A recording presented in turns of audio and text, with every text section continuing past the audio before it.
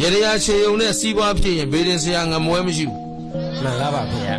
ရှင်းလား ရှင်းပါတယ်ဗျာ သဘောပေါက်သလား ဟုတ်ပါတယ်ဗျာ ရေရလေးချေုံဓာတ်ရိုက်တတ်ဆင်လှုပ်ယုံနဲ့ကျမ်းမာရေးကောင်းလာမယ်ဆိုဆရာဝန်တွေဖယ်လိုက်တော့ မှန်လားပါဗျာ ဟမ်လက်တွေ့ကအသေးချာဆုံး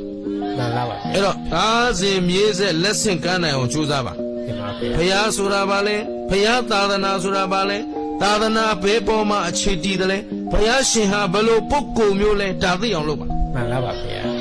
ရှင်းသလား ရှင်းနေပါတယ်ဗျာ ဟုတ်ခရစ်ယာန်မဟာမေဒင်လို့